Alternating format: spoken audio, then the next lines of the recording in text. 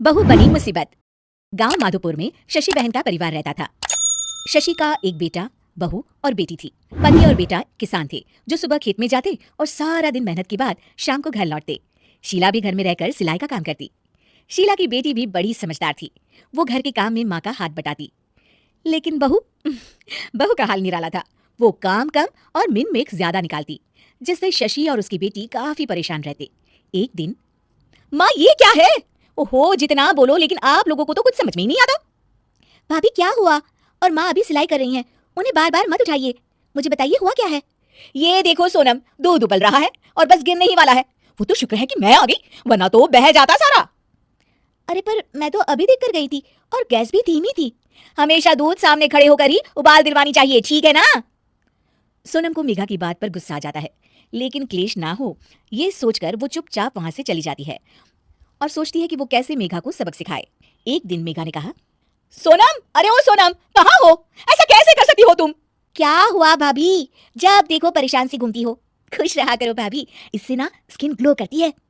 Sonam, face तो मेरा वैसे भी ग्लो करता है, देखो। और कितनी गुणी भी हूं मैं। तुम्हें तो शादी करके दूसरे घर जाना है।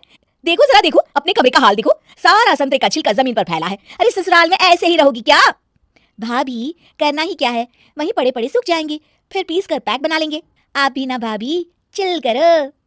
मेघा गुस्से से वहां से निकल जाती है। हर बात पर मीन मेक करने वाली मेघा एक दिन फिर चिल्लाने लगती है, माँ, अरे माँ सुनो तो जरा। अब क्या हुआ मेघा, क्यों चिल्ला रही हो?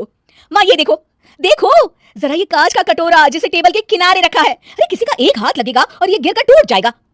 तभी मेघा के कमरे से कुछ गिरने की आवाज आती है। वो भागकर कमरे में जाती है, जहां उसके पीछे शशि भी आ जाती है। मेघा के कमरे में उसका शीशा गिर जाता है। लगता है बहू, तुमने अपना शीशा कोने में रखा होगा, तभी गिर गया। जरा दूसरों को सीख देने से पहले खुद भी अमल कर लिया करो। वहीं कमरे में पर्दे के पीछे छिपी सोनम हंस रही होती है। मेघा काफी परेशान रहती है कि उसके साथ ये क्या हो रहा है। वो सोचती है कि कैसे वो अपनी सास और ननद के सामने खुद को होशियार साबित करे। एक दिन मेघा सोनम से कहती है, सोनम, आज ना मैं तुम लोगों को चाइनीज बनाकर खिलाती हूँ। देखना मैं कितना अच्छा खाना बना लेती हूँ। फिर तुम भी ना ससुराल जाकर वैसा ही खाना बनाना और सबका दिल जीत लेना। मेघा किचन में जाती है। घर पर आज सभी मौजूद हैं, तो वो लोग भी मेघा के हाथ के खाने का इंतजार करते हैं।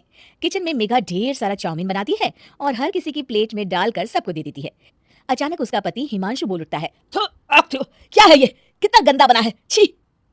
मेघा की शक्ल रोनी सी हो जाती है कि तभी सोनम बोल पड़ती है, ओहो भाभी, ये क्या बनाया है? ऐसा बनाऊंगी मैं ससुराल में जाकर तो वो लोग तो पक्का मुझे भगा देंगे ऐसा खाना खाकर। पूरा घर हंसने लगता है। तभी मेघा की सास कहती है, कोई बात नहीं बहू, कभी कभी ऐसा हो जाता है, पर हाँ, दूसरों को सीख देने से पहले खुद का सही होना सबसे ज्यादा जरूरी होता है।